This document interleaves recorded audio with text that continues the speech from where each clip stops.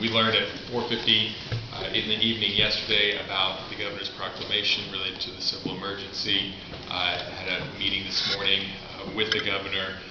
Part of what we wanted to do, the proclamation gives broad, unprecedented authority to the governor. He's the only governor in the nation that is taking this track to this very serious problem, and we went in there with an amendment to see if the governor would be willing to detail in more specificity what he was hoping to have in his authority, to be clear with us as leaders, with the people of Maine, in detail, with some level of specificity, when this civil emergency would end, define the civil emergency, and be clear with the people of Maine what his intentions are.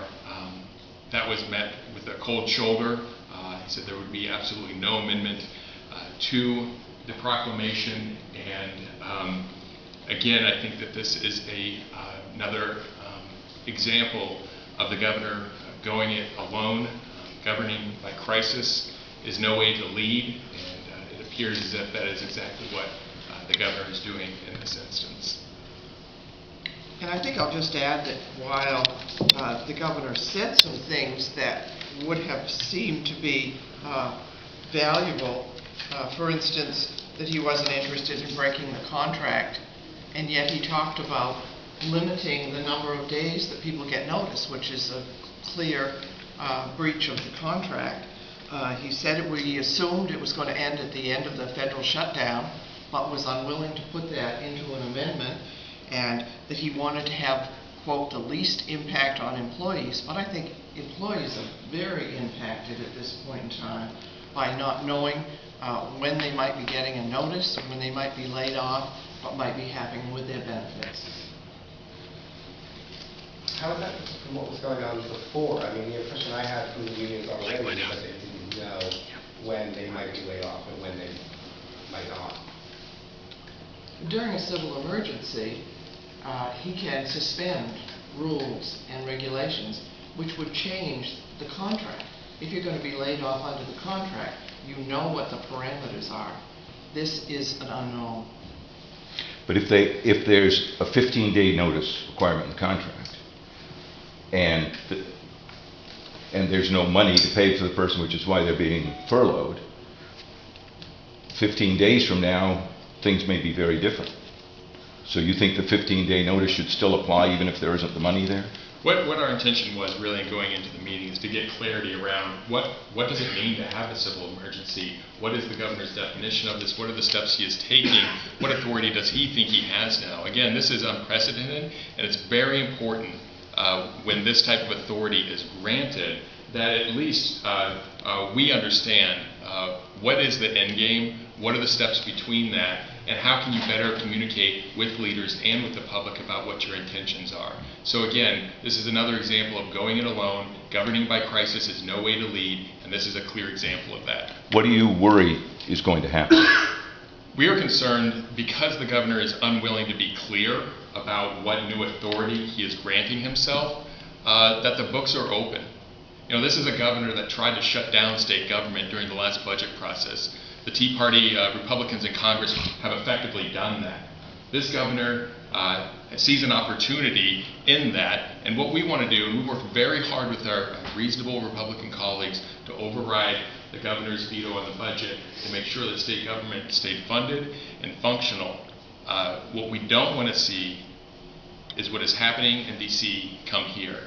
So we're trying to manage that and making sure that the governor is clear about what he thinks his new authority is and when it ends.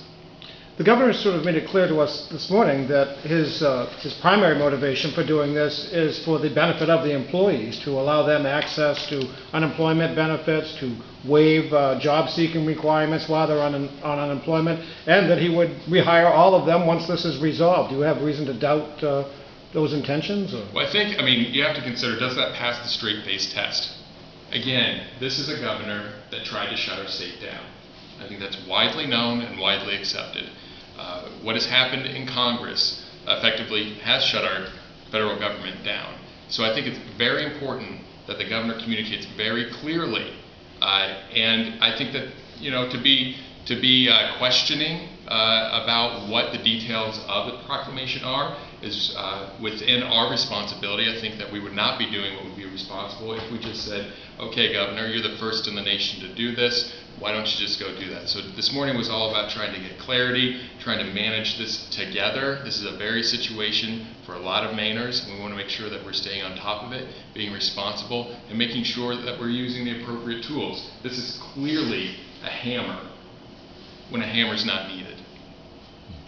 Senator Haskell, do you believe the governor is using this as a tool to lay off state employees? Do you believe that's his desire? I try not to second guess the governor. I think what we have in front of us is a very broad authority which creates quite a bit of unrest. If I was a state employee, I would be concerned.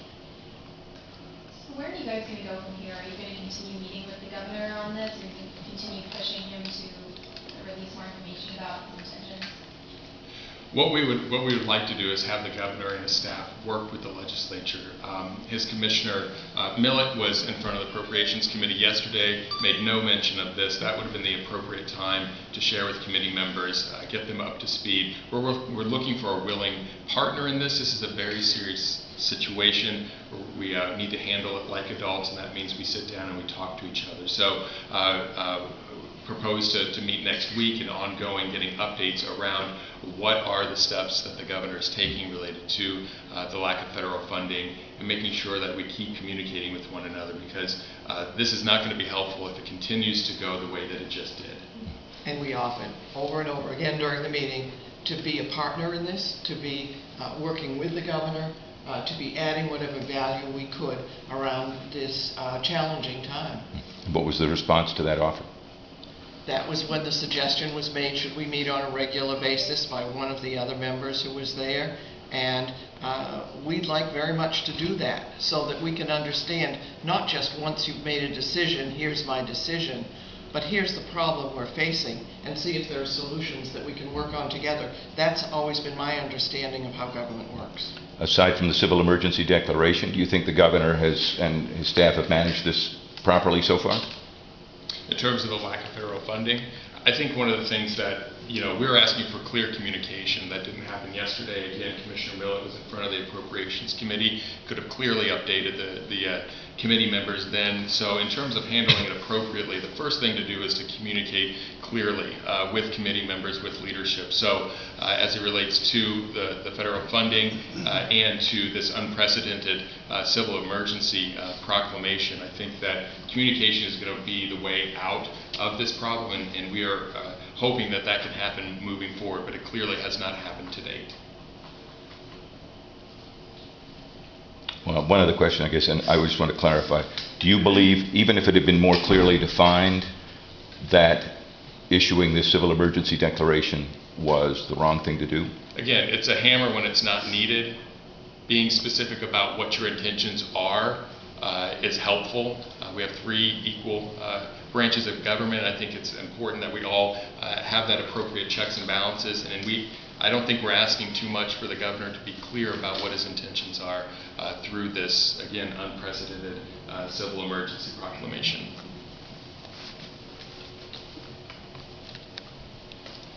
Good.